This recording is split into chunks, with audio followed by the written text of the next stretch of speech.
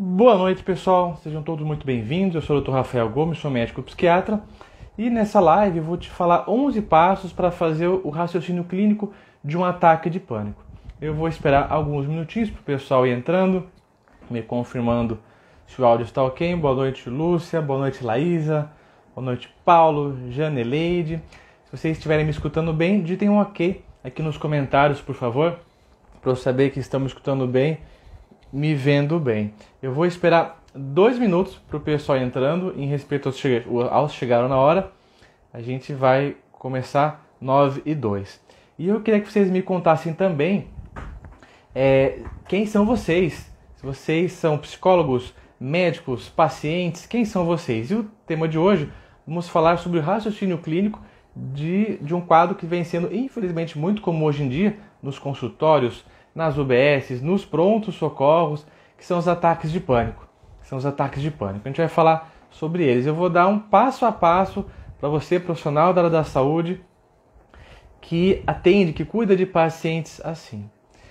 Então eu vou dar um minutinho e vocês me contem quem são vocês. Vocês me contem quem são vocês e se vocês têm colegas que atendem também pacientes que têm ataques de pânico, clica no botãozinho aqui para compartilhar essa live para os colegas poderem aprender a fazer esse raciocínio clínico também. Temos alunos da comunidade aqui, já vi a Laura, psicóloga. Quem é da comunidade, a Nova Saúde Mental aqui? Digitam NSM para eu ver a temperatura de vocês. Muito bem, pessoal. E por que a gente vai falar disso hoje, né? Acho que é super importante saber o porquê, por que a gente está aqui. Então temos colegas hipnoterapeutas, o Arnaldo, temos psicólogas. Muito bem, pessoal, muito bem. E eu queria saber do pessoal que já está chegando, do pessoal que é profissional da saúde, quem aqui cuida de pacientes com ataque de pânico? Digita eu. Se você é um profissional que cuida de pacientes com quadros agudos de ansiedade, crises paroxísticas de ansiedade, digita eu. Eu vou só colocar o tema aqui para fixar e a gente vai começando. Contem para mim, quem aqui atende pacientes com ataques de pânico? Vou colocar aqui.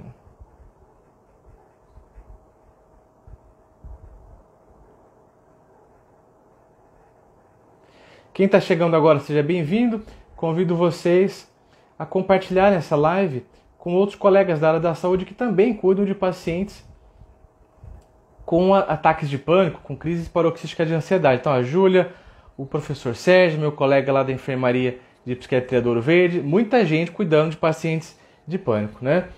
E esse é o ponto. Cada vez mais estão chegando nos consultórios, nas UBS, nos prontos-socorros, pacientes com crises agudas de ansiedade, achando que estão morrendo, que estão infartando, que estão tendo um piripaque, que estão enlouquecendo. E a gente precisa fazer o diagnóstico, não só o médico psiquiatra, mas o clínico que está ali no pronto-socorro, o clínico que está na UBS, o nutricionista que vai chegar também, muito paciente com crises agudas de ansiedade, o psicólogo, né, que vai ver o paciente muito mais frequente no seu divã, no dia a dia das suas sessões, afinal de contas tem um contato muito mais próximo. Então a gente está tendo uma pandemia de quadros de pânico. E o paciente, ele não vem falando assim, doutora, eu tenho um transtorno de pânico com agorafobia. Doutora, eu tenho um transtorno de ansiedade generalizada com ataques de pânico recorrentes. Não é o papel dele, ele não estudou para isso. Mas a gente tem que ter estudado. Porque faz toda a diferença do mundo quando a gente nomeia o que está acontecendo para o paciente, né? Quando a gente nomeia. E nem tudo é pânico. Nem toda crise de ansiedade é pânico. Então hoje, se você ficar aqui comigo até o final, você vai aprender em 11 passos a como fazer um raciocínio clínico para destrinchar e para poder raciocinar e nomear o que está acontecendo e descartar outros quadros que parecem pânico, mas que não são pânico. Então, já combinamos que muita gente aqui está atendendo pacientes com pânico. Pessoal, quem chegou agora, seja bem-vindo. Convido vocês a compartilharem essa live e eu quero saber aqui quem está participando de uma live pela primeira vez comigo. Digita novato aqui nos comentários para eu ficar sabendo. E quem já é veterano, já participou outras vezes, digita veterano para eu ver aqui a temperatura de vocês. Tá? Então, a ideia é essa, pessoal. Eu vou ensinar vocês a fazer um raciocínio clínico de um ataque de pânico. E o primeiro ponto é o seguinte, eu vou falar 11 passos para você fazer esse raciocínio clínico, tá? Compartilhe a live, clica no aviãozinho aqui, chamem os colegas para a gente raciocinar e pensar juntos. Então, ó, Rebeca, o Onoraon, seja bem-vindo, a Alice, a Lária, muitos novatos. Pessoal, sejam todos bem-vindos. Essa é a primeira live do ano, muito especial. Laura, veteraníssima. Então, primeira coisa, o que é um ataque de pânico? Então, os pacientes confundem muito. Um ataque de ansiedade, uma crise de ansiedade, é um ataque de pânico. Então, um ataque de pânico é quando o nosso paciente ele conta assim: olha, doutor, do nada veio uma crise de ansiedade super forte, me deu um medo, preocupação e um monte de sintoma junto. Me deu falta de ar, me deu dor no peito, me deu tremor, deu vontade de ir no banheiro, de evacuar, deu náusea. Eu tive uma experiência de despersonalização, ele não vai falar isso, lembra? Ele fala de ter um estranhamento com o próprio corpo. Eu tive um estranhamento com o ambiente, que é a desrealização. Né? Foi super rápido, do nada, de zero em alguns minutos já deu pico, e depois passou. Veio do nada e aquilo me angustiou muito. Cheguei até pronto-socorro, muitos vão, principalmente na primeira vez, e depois passou. Até fiquei com mal-estar algumas horas depois, mas depois passou. E aí, doutor? Isso é um ataque de pânico? E eu pergunto para vocês, isso que eu descrevi para vocês, é um ataque de pânico? Contem nos comentários aqui, para eu dar uma balizada como é que está o raciocínio de vocês. Né? Contem para mim. Então, essa é a história que o paciente vai chegar no consultório. Tive uma crise de ansiedade, um monte de mal-estar, fiquei muito assustado, e todos ficam, e todos sabem lembrar exatamente quando foi a primeira crise, e vão contar isso. E a partir desses dados, a gente vai precisar fazer algumas perguntas, e eu vou ensinar 11 perguntas. Então anota no caderninho, fecha as abas, desliga o YouTube, desliga tudo. Já que você está aqui compromissado comigo, eu estou compromissado aqui, quinta-feira, 9 horas da noite, para a gente fazer um raciocínio clínico em saúde mental. Então, ó, uns falaram sim, outros falaram não, ninguém respondeu o que eu queria ainda. Tudo bem, perfeito, porque quem errou nunca mais vai esquecer. E a resposta seria, depende, doutor Rafael. Depende. Que mais? A gente tem que entrevistar e continuar perguntando. Então, o primeiro ponto é saber identificar as características gerais de uma crise de pânico, de um ataque de pânico. Então, quem nunca viu uma crise de pânico, eu acho difícil, né? Quem é profissional da área da saúde, nem precisa ser mental, mas já presenciou um ataque de pânico alguma vez. Mas quem nunca presenciou, assiste aquele filme Máfia no Divã. Esse filme é fantástico. Tem, acho que 1, 2 e 3. É no primeiro que o protagonista tem várias crises de pânico.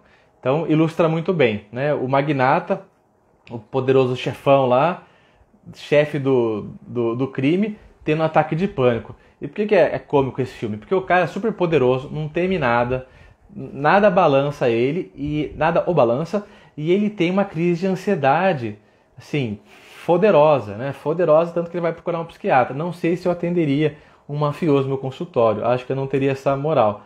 Vocês teriam coragem de atender um mafioso no consultório? Eu acho que seria o meu limite. Então a gente precisa saber reconhecer quando que ela está acontecendo. Então assistam esse filme. Então eu vou falar 11 passos que quando o paciente trouxer essa história, e de novo, pessoal, compartilha aqui, vamos bater 50 pessoas na live, beleza? Quando o paciente chega no consultório, eu vou abrir um parênteses aqui, o paciente não vai chegar falando o diagnóstico, e muitas vezes até ele fala, mas ele fala errado na maioria das vezes. Ele vai contar uma história, e a gente precisa fazer algumas perguntas para descobrir essa história. Isso é o raciocínio clínico. Quer ver um exemplo? Ainda estou com o parênteses aberto. Pessoal, eu vou falar, eu estou pensando em um filme aqui. Vocês vão me falar qual que é o nome do filme. O filme tem um navio. Contem para mim nos comentários qual que é o nome do filme. O filme tem um navio. Ó, eu estou dando exemplo de como fazer um raciocínio clínico. O filme tem um navio. Digam aí filmes que tem navio. Vocês acertam. A analogia é, o nome do filme é o diagnóstico. E eu dei uma informação solta, que o paciente vai trazer. Então é nosso papel como clínicos, pegar essa informação, esse sintoma, esmiuçar, investigar e descobrir qual é o nome do filme que ele está trazendo. Ó, todo mundo Titanic. Muito bem, não é Titanic. Aí eu vou dar mais um dado. Não é Titanic. No filme tem uma onda que vira o barco. E é um fato verídico. Vamos ver se alguém aqui acerta. Ó, todo mundo falou Titanic. E a ideia do raciocínio clínico é essa mesma, pessoal. A gente vai ver um sintoma, a gente já vai pensar em alguns diagnósticos mais prováveis. E vocês racioinaram perfeitamente. Então, ó, é um transatlântico, perguntaram. Não é náufrago, Renata, mas vocês estão pegando o jeito da coisa. Não é Mar em Fúria. É o Poseidon. O naufrágio foi na década de 90, de 80, né? Acho que até um pouco antes. É um navio que veio uma onda, tinha uma onda lá no meio do mar e que virou, né? Um barco. Então por que eu estou fazendo essa brincadeira? Para você guardar o que é um raciocínio clínico. O paciente vai trazer um dado, a gente vai começar a questioná-lo sistematicamente, fazendo uma hipótese dedutiva, e a gente vai confrontando para tentar chegar no diagnóstico final. O diagnóstico era Poseidon, não era Titanic. Mas vocês pensaram certo. Primeiro a gente pensa nas coisas mais prováveis. Fecha parênteses. Isso é um raciocínio clínico que a gente tem que fazer. E por que é tão importante, vou abrir um outro parênteses, fazer um diagnóstico? Porque a gente tem que nomear para o paciente o que está acontecendo. É verdade que de tempos em tempos os diagnósticos mudam, os rótulos mudam, os protocolos mudam. Mas é muito terapêutico o paciente saber nomear o que está acontecendo.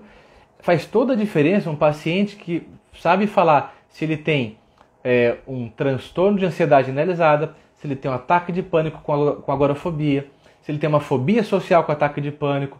Por quê? Porque ele entende o que está acontecendo. E a partir do diagnóstico, e na saúde mental integrativa, o diagnóstico é importante, mas ele é só o ponto de partida.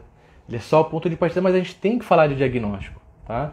Então, essa é a importância do diagnóstico. E quem trabalha com saúde mental tem que saber fazer um raciocínio clínico. Então, primeiro passo.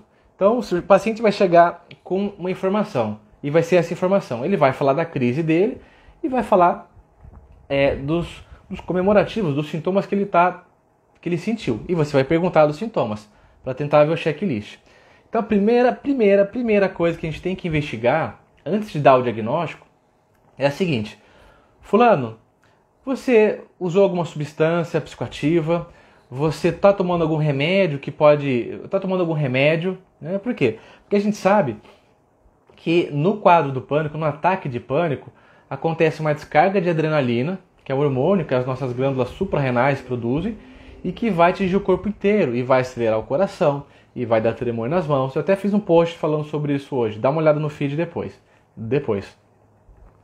E vai causar todos os sintomas. Então, existem substâncias que causam os exatos mesmos sintomas. Então, por que é importante isso? Porque existem coisas que, se a gente tira e o paciente para de usar, o sujeito para de ter ataque de pânico. Por exemplo, um exemplo super comum hoje em dia, cafeína. A cafeína é um psicoestimulante, vai estimular o cérebro, e para pacientes sensíveis, não é para todo mundo, pode desencadear ataques de pânico. Eu tive um paciente uma vez, ele chegou assim no consultório: doutor Rafael, eu estou aqui porque eu conheci o senhor, vi que trabalha com medicina integrativa e eu tenho pânico, eu vim tratar. Tudo bem, como é que é esse pânico? A gente tem que entrevistar. Como é que é esse pânico? E ele foi contando: olha, estou tendo uma crise todo dia, é pior no final da tarde, tá há uns 3 meses mais ou menos. Ah, e aí? E ele usa alguma coisa, algum remédio? Não. Fuma? Não. Toma café? Ah, tomo. Ele tomava assim, quase 1,5 litro de café por dia. 1,5 litro. Foi só tirar o café, parou de ter crise de pânico. Era um transtorno do pânico? Não. Ele tinha um ataque de pânico secundário ao uso de uma substância psicoativa. Então aí vem a primeira diferença. Um ataque de pânico é quando o paciente tem essa crise que a gente descreveu. Uma crise súbita, uma crise aguda, com muito medo, muita preocupação e vários sintomas físicos associados. Tá? Único. O transtorno do pânico é quando o paciente tem vários e vários episódios por mais de 6 meses. E tem mais algumas coisas que acontecem que eu vou falar para vocês. Então comigo, pessoal, vocês estão acordados? Quem está prestando atenção, digita eu aqui nos comentários para eu saber se vocês estão acordados. Vocês não estão vendo o YouTube. Está tendo um monte de lançamento agora, né? Então vocês prestem atenção aqui comigo. Então a primeira coisa é isso, descartar substâncias e remédios. E tem remédios também. Então, por exemplo, metilfenidato, que é anfetamina. Hoje em dia, né, não está tendo tanto concurso, mas eu atendo muito no consultório pacientes que começam a tomar anfetamina por conta própria, ou para emagrecer, ou para melhorar a concentração para estudar, e do nada começam a ter crise de ansiedade. Então a gente tem que perguntar, fulano, o que você está usando de remédio? E a gente vai ver. Então, um metilfenidato, um Venvance, remédio para emagrecer, muito comum, chove no consultório. Paciente mulher que quer emagrecer, começa a tomar os rebites da vida, né? E começa a ter crise de ansiedade. A gente tira, melhora. Então, pessoal, primeiro passo, temos que ir para o raciocínio clínico de um quadro de pânico, A gente vai chegar lá, Gustavo. O que você está usando de remédio e de substância psicoativa? Tem várias outras. Álcool, na abstinência pode fazer, tabaco. Eu trouxe alguns exemplos só para ilustrar para vocês. Alguém aqui já pegou um paciente que tinha um ataque de pânico por conta de substância psicoativa? Me contem aqui nos comentários. Então esse é o passo 1.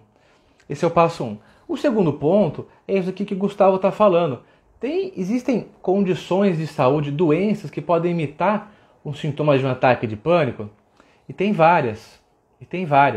Né? Então essa é a pergunta número 2 que a gente tem que fazer para investigar o paciente nesse raciocínio clínico. Fulano, você tem algum problema de saúde?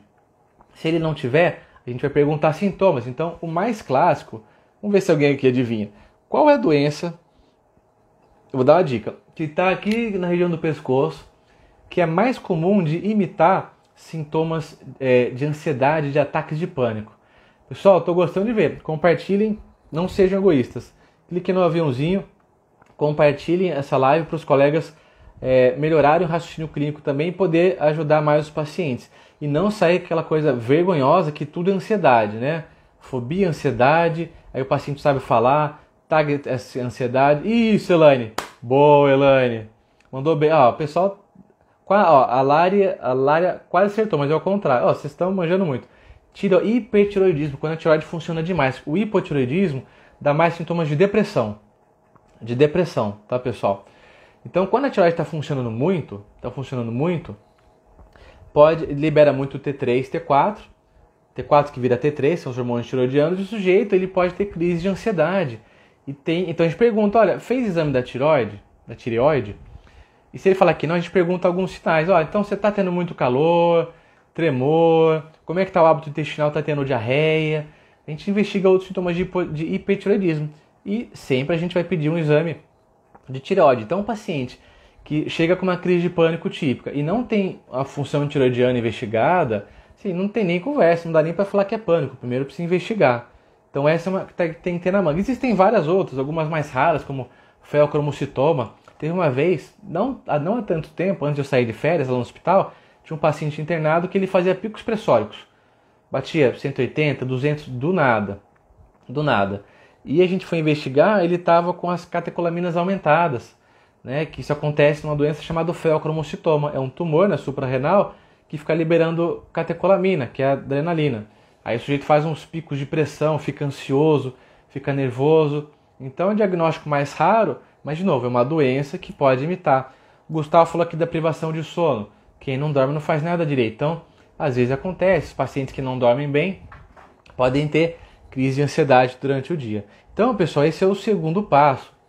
De 11, segundo passo. Tem alguma doença clínica? Claro que transtornos psiquiátricos também são clínicos, né? Mas vamos falar no linguajar mais da alopatia da medicina convencional. Existem quadros orgânicos que podem estar causando um ataque de pânico?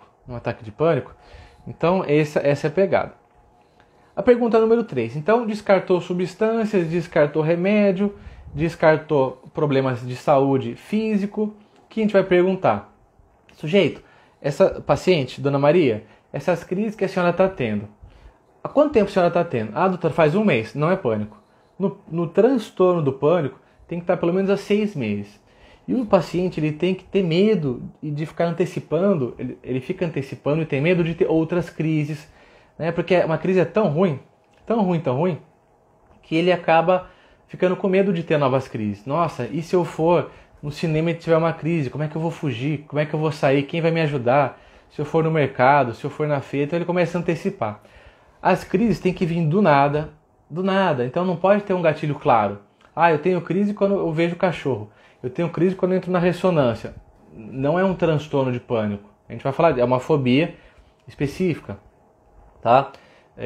E o sujeito ele vai ter evitações, então ele vai deixar de ir na feira com medo de passar mal, ele vai evitar de andar de carro, ele vai evitar algumas situações. Então a gente tem que investigar isso. Além da crise em si, esse é o terceiro passo.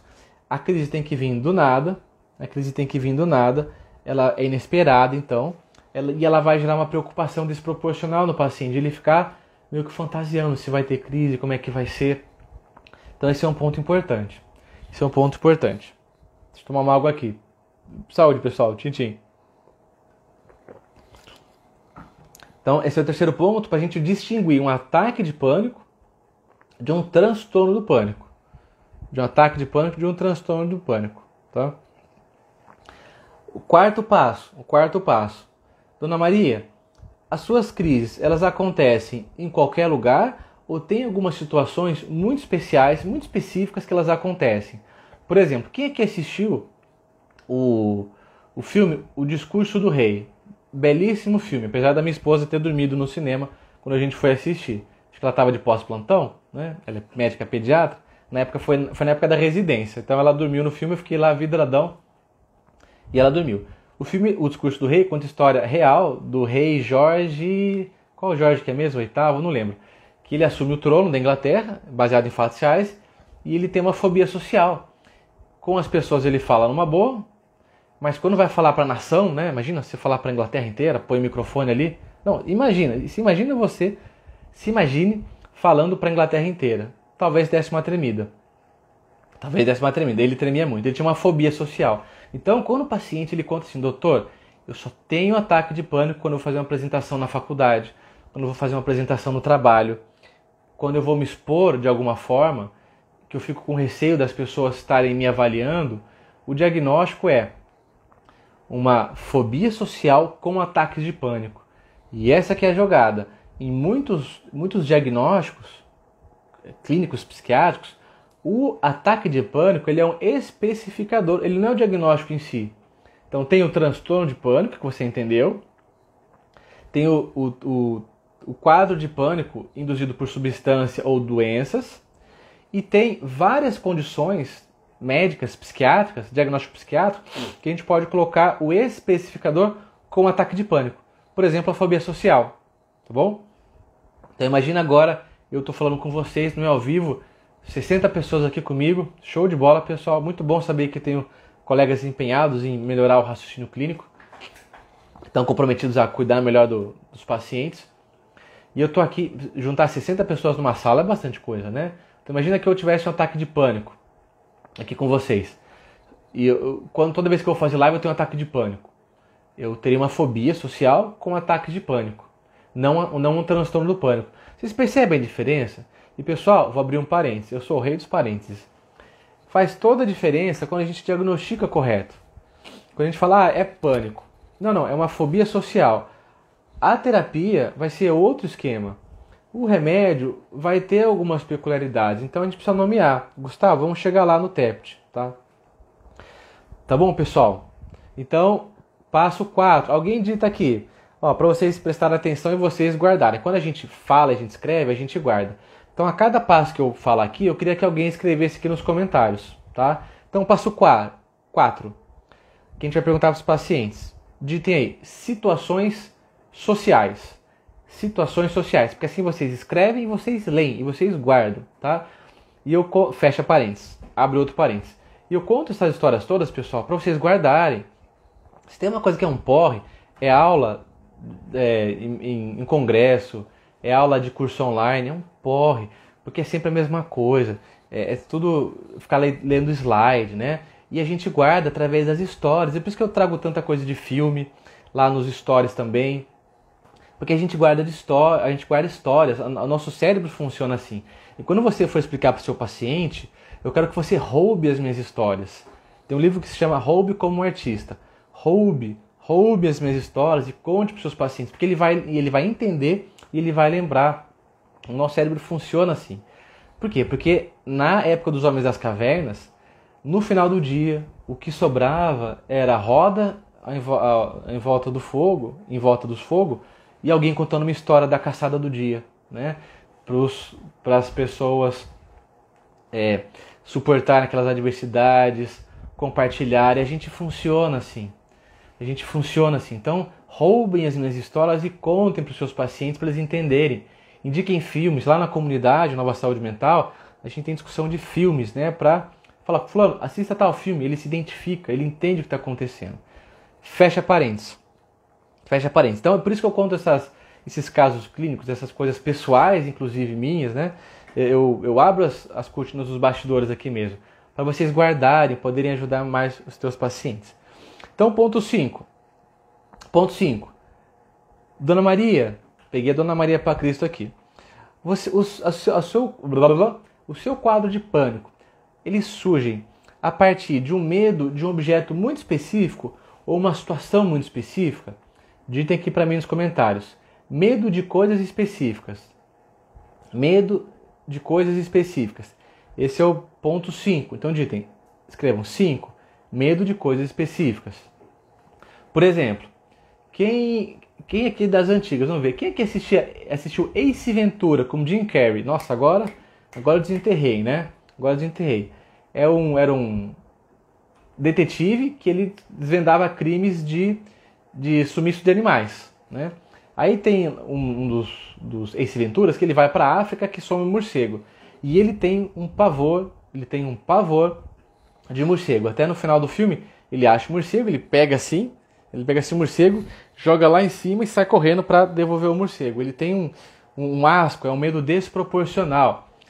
Tudo bem não gostar de morcego, tudo bem ficar incomodado com morcego, mas o problema é ter um ataque de pânico. E muitos pacientes têm ataques de pânico quando vem alguma coisa específica. Teve um caso bem antigo que passou lá na residência, eu não atendi esse caso, me contaram a história, né?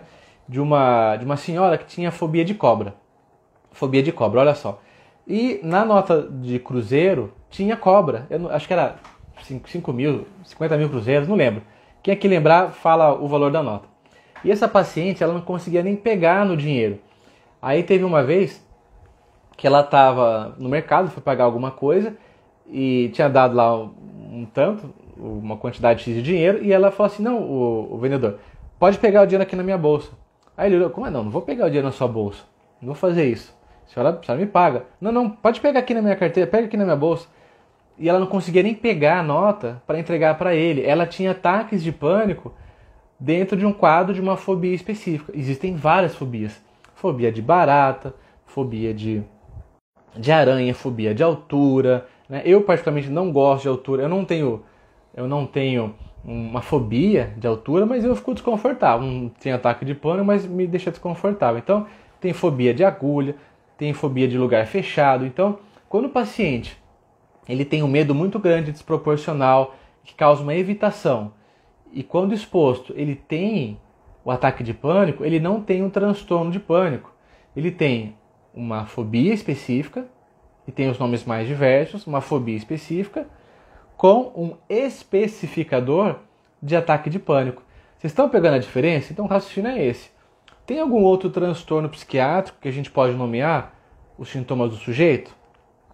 A fobia social, uma fobia específica, e se tiver ataque de pânico, o especificador, os ataques de pânico. Então muita gente aí falando das fobias, né?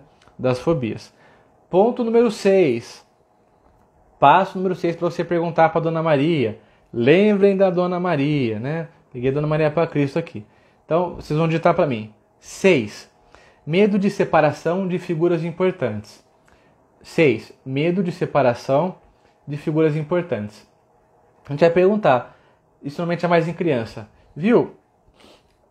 O ataque de pânico ele vem quando você se distancia de pessoas importantes, né? Normalmente figuras paternas, o pai, a mãe. Então, é aquela criança que quando vai para a escola, ela começa a hiperventilar, ela passa mal, ela começa a chorar. É mais comum em criança. Hoje em dia a gente tem alguns adultos tendo isso também, né? Hoje em dia a gente tem alguns adultos tendo isso também. Não é tão comum, mas acontece. Então é um medo desproporcional de ficar longe das figuras protetoras. É mais comum em criança. E hoje em dia, quem que atende criança? Digita infantil. Quem é que atende crianças? Para vocês não me deixarem mentir sozinho aqui. Vocês já viram, vocês que atendem criança, eu não atendo mais, no consultório pelo menos. De vez em quando, lá na enfermaria que eu trabalho, interna alguma criança, algum menor de idade. 14, 16 anos, mas criança eu não atendo mais. Atendi muito na residência, eu optei por atender adolescente e adulto só, e alguns idosos.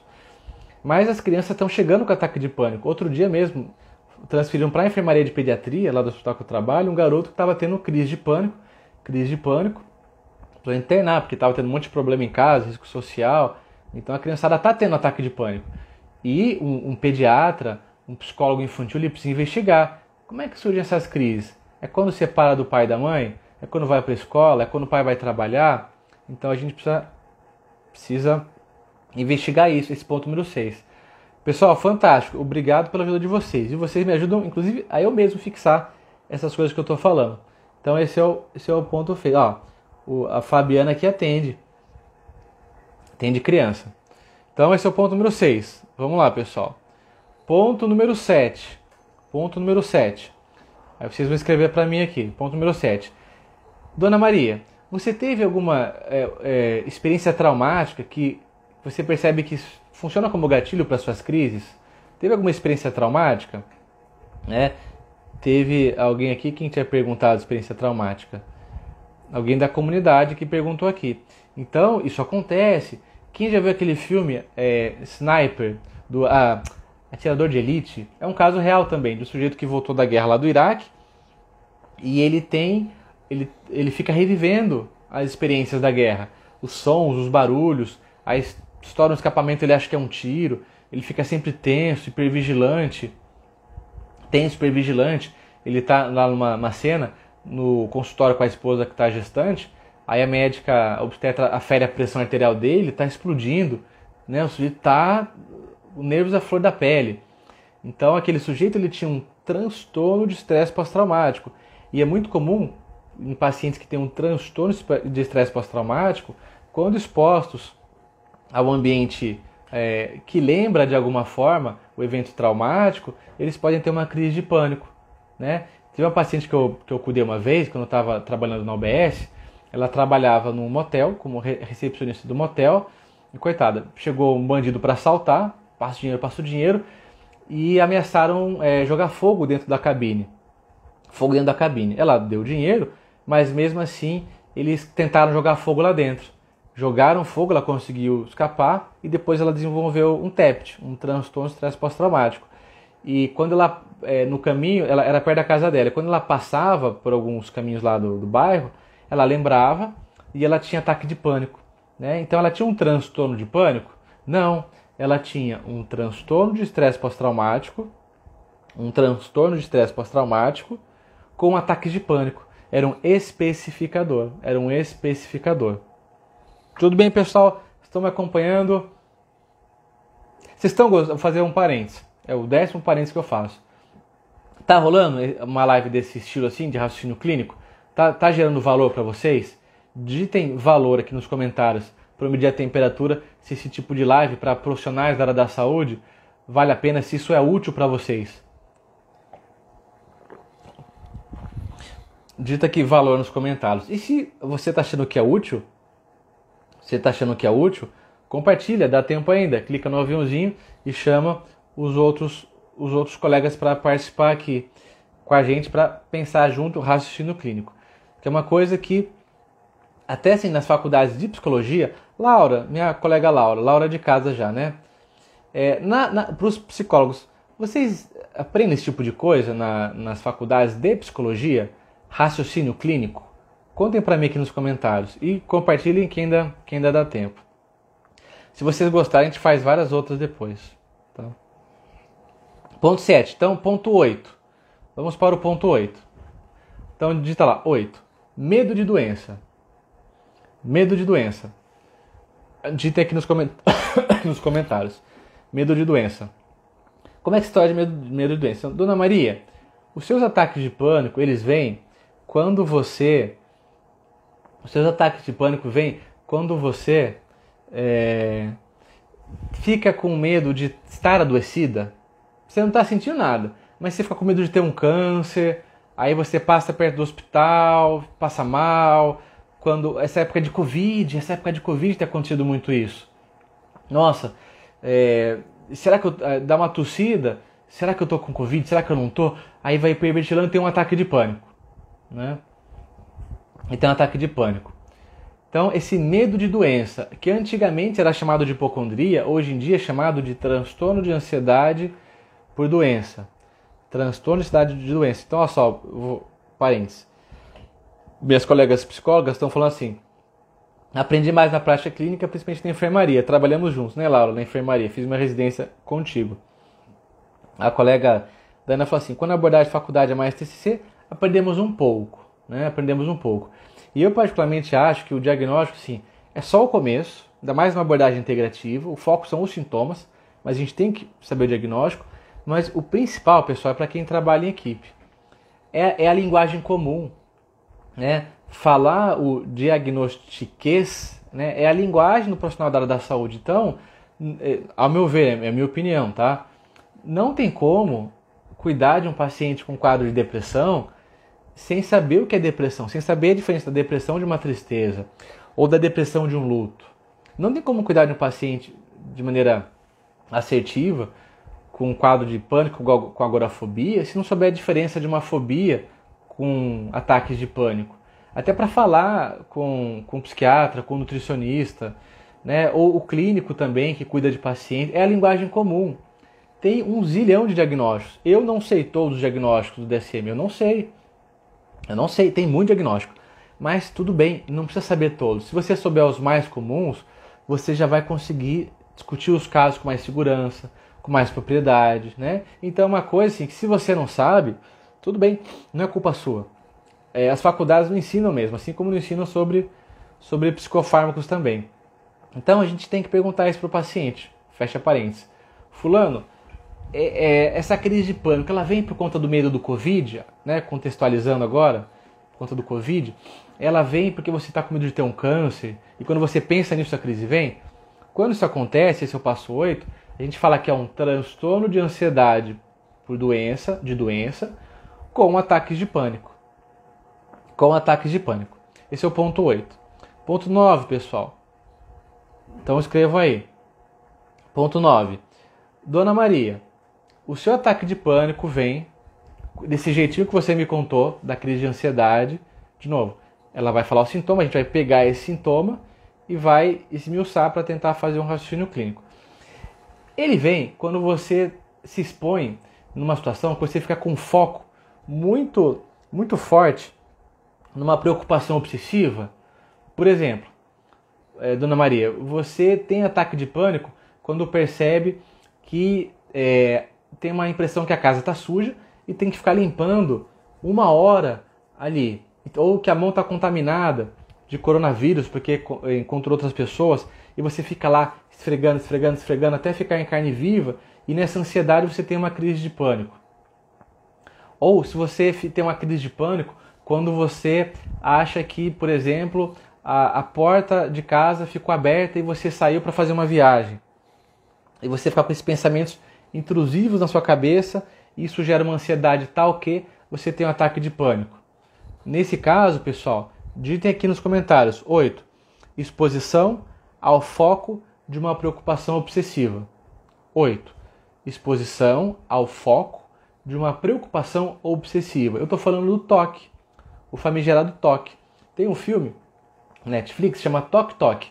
É um filme espanhol, se não me engano. Esse filme é brilhante.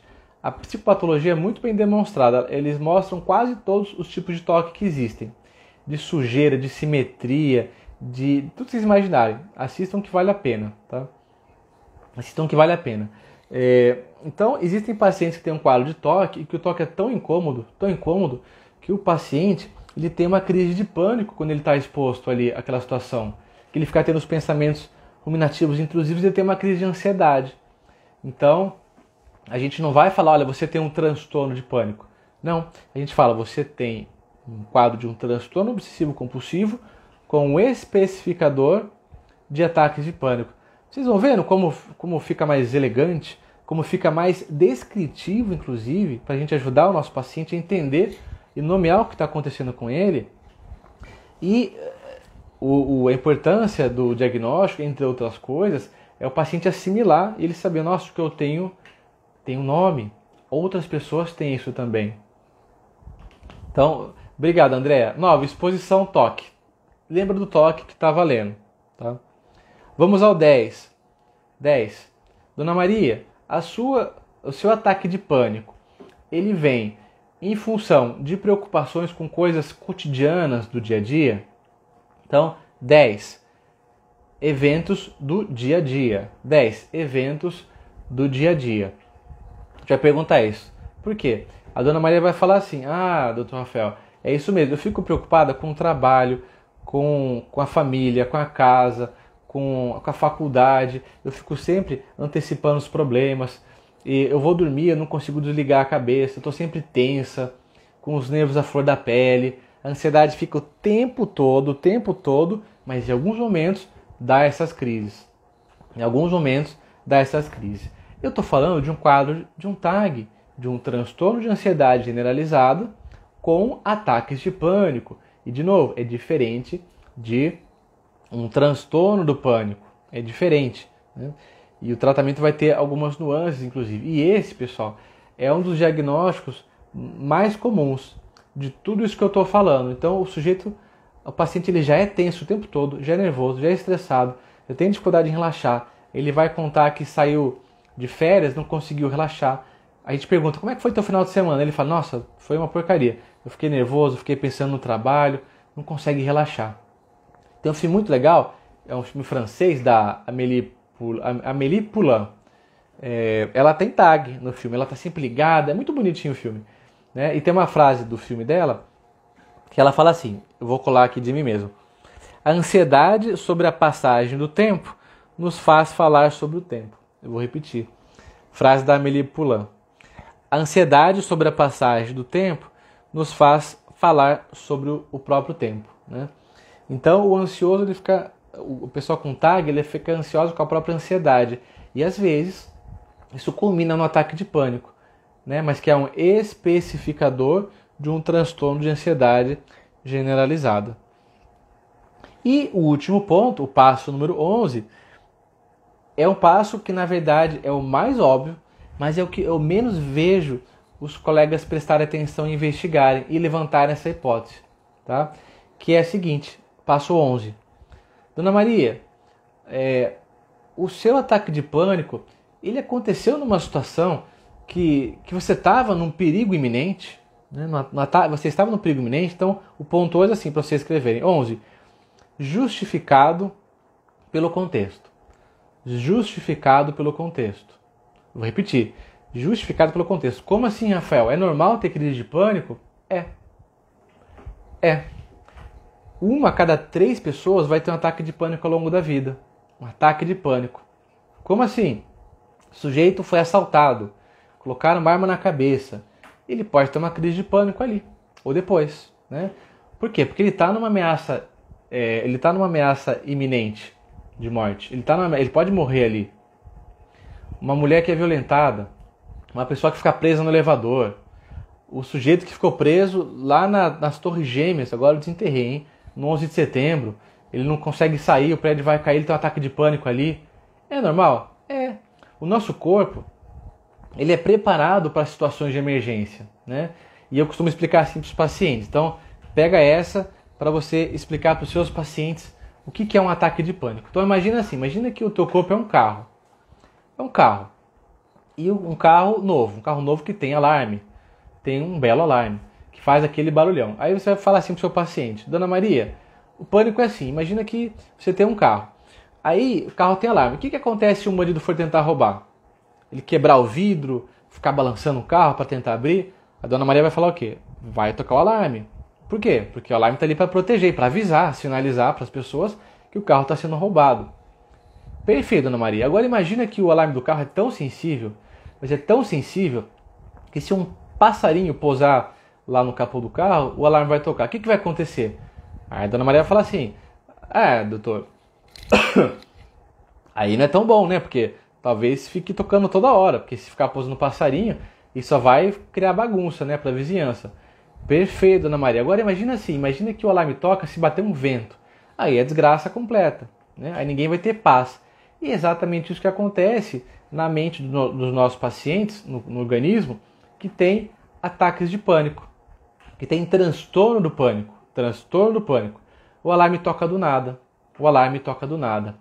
Nos outros casos que eu estou falando para vocês aqui, nos diagnósticos que tem uma substância, que tem uma doença, que tem um outro transtorno psiquiátrico, que o sujeito tem uma crise de pânico, tem um ataque de pânico, tem um desencadeante muito claro para apertar o alarme. Mas em última instância é isso que acontece. É um alarme que está tocando. Então, de novo, da importância da gente nomear um diagnóstico, inclusive para a gente não dar um diagnóstico. A gente não dá um diagnóstico quando ele não existe, né? Tem aquele ditado, para quem só tem martelo tudo é prego. Então, nem todo pânico, nem toda crise de pânico, nem todo ataque de pânico é um transtorno do pânico. Então, o paciente que chega e vai falar para você, eu tive uma crise de pânico durante um assalto. Teve de novo? Não. Fica pensando nisso? Não. Olha, acho que teve um ataque de pânico que foi justificado pelo evento que você passou. Vamos acompanhar. Se isso acontecer de novo, a gente fica de olho. Tá? Mas dá importância da gente não diagnosticar. Vou repetir. Se alguém puder escrever, inclusive, nos comentários, da importância da gente não diagnosticar quando não existia um diagnóstico. Eu atendi um paciente alguns tempos atrás, é um profissional de alta performance, ele faz umas mentorias, um cara super inteligente, high performance, não sei o que, ele estava mais ansioso, ele acompanhava no meu trabalho, ele quis marcar uma consulta comigo para ver se ele achava que estava com depressão, porque na família tinha caso de depressão. Aí eu conversei com ele, falamos tal, e no final eu falei, olha, eu acho que você não tem nenhum transtorno psiquiátrico, nenhuma doença. Pontuei algumas coisas, né, fazendo uma análise mais assim, integral dele, né, que não é só da doença, a gente vai trabalhar com o que o paciente está trazendo de sintoma, que nem sempre é uma doença, e ofereci algumas possibilidades de caminho para ele. Então, quando a gente não dá um diagnóstico, isso é muito importante. A gente fala, olha, fulano, isso daí é uma coisa reativa que está acontecendo. Não é um quadro que você precisa de medicação ou que precisa de terapia.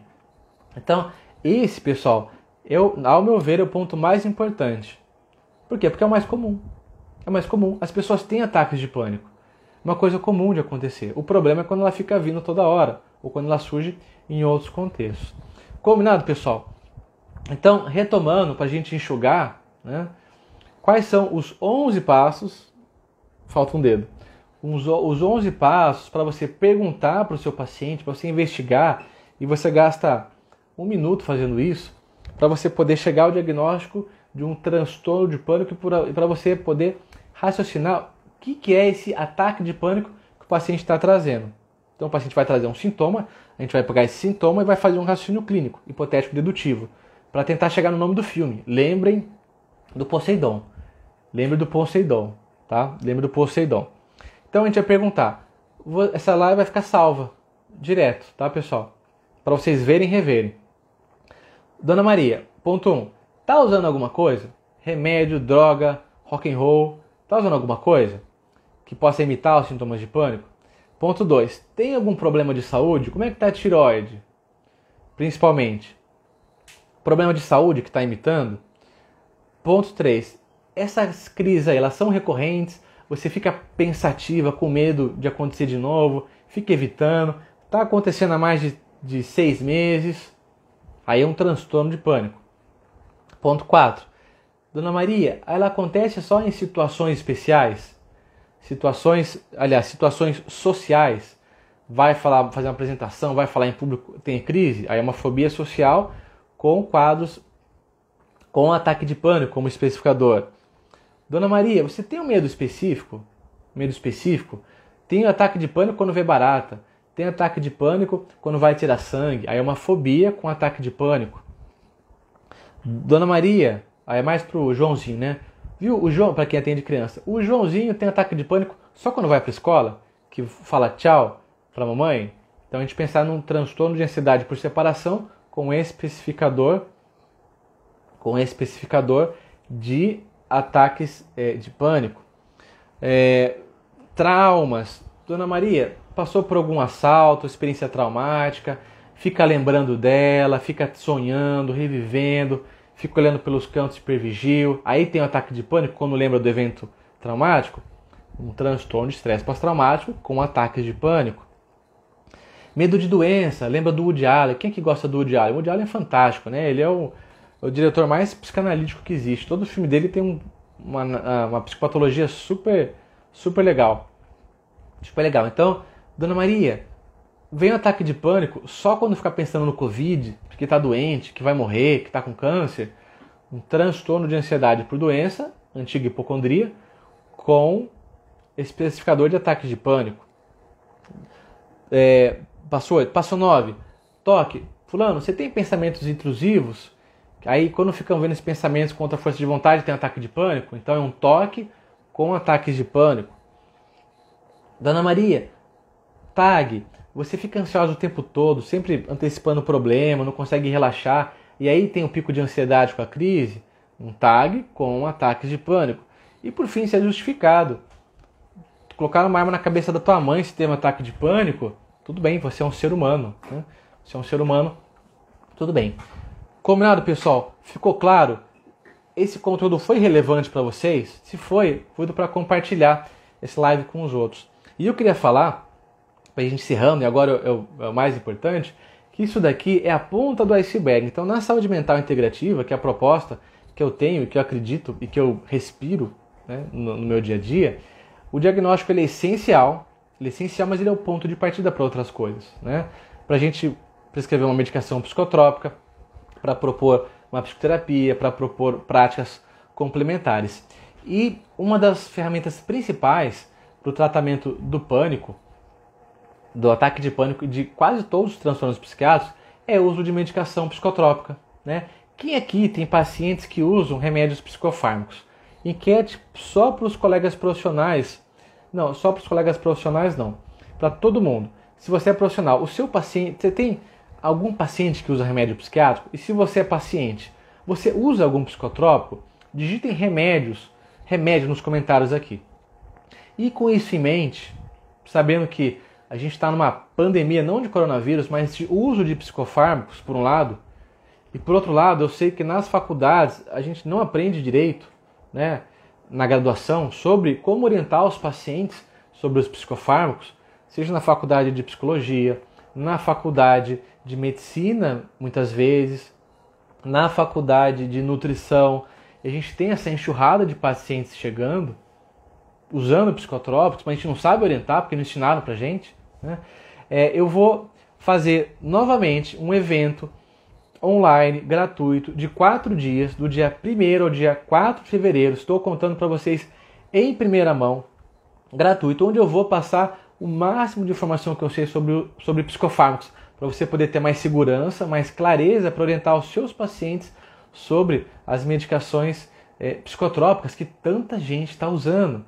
Então eu vou te ensinar uma visão geral, o essencial que, ao meu ver, todo profissional da área da saúde deveria saber para poder orientar com segurança os seus pacientes sobre os efeitos colaterais, sobre as indicações, de maneira muito prática e de maneira muito aplicada. É um evento gratuito, não vai ficar gravado, então para participar é muito tranquilo, é só se inscrever no evento. O link para a inscrição está na minha biografia, vocês cliquem lá, vocês vão para um grupo do WhatsApp e eu vou colocar os links das aulas lá. Vai ser do dia 1º ao dia 4 de fevereiro, sempre às 9 horas da noite.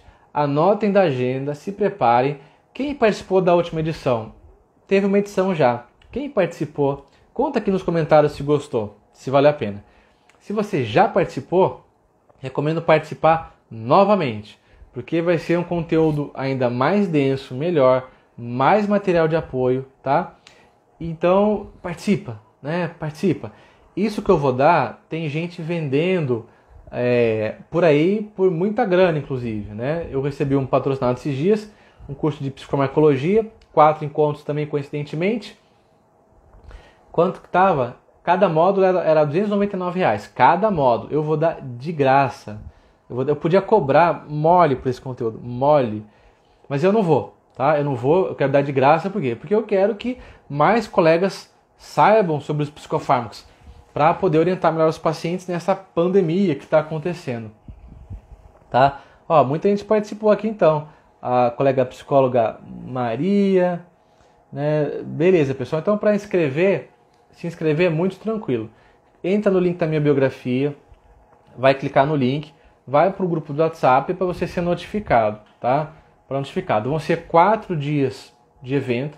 Eu vou dar o meu melhor conteúdo, assim como você está comprometido a estar aqui comigo agora, eu vou me comprometer a dar o meu melhor também para você poder colocar em prática.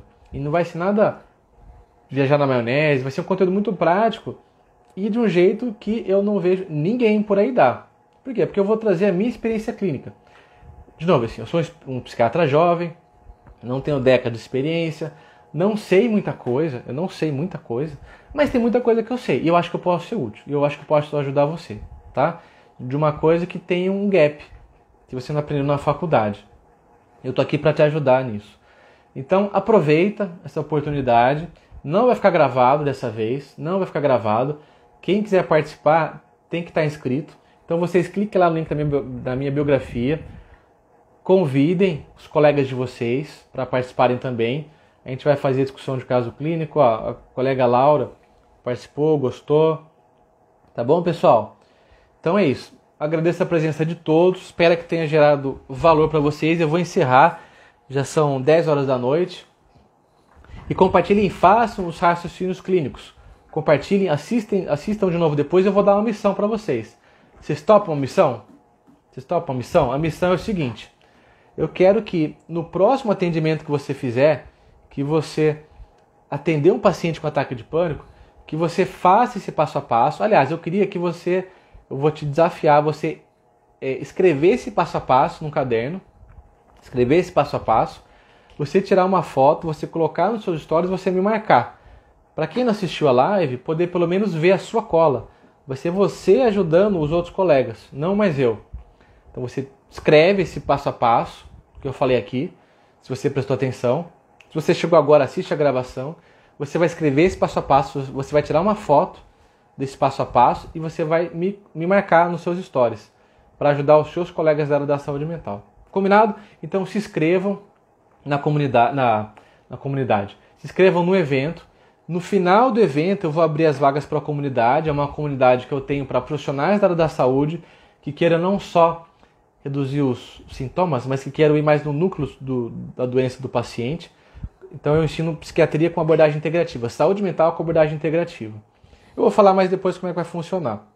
Mas é uma comunidade que eu tenho, somos mais de 70 profissionais, toda semana tem uma aula ao vivo. Então no final do evento eu vou abrir as inscrições. Ah, Rafael, eu não quero entrar na comunidade, só quero participar do evento de graça. Pode, será muito bem-vindo. Você assista ao evento, aproveite tudo, baixe os PDFs, ensine seus pacientes, aproveite. Quem quiser entrar e dar um passo a mais e continuar comigo, será muito bem-vindo. Quem não quiser também será muito bem-vindo. Fechou, pessoal? Então, o desafio está lançado. Eu vejo vocês dia 1º. Um grande abraço.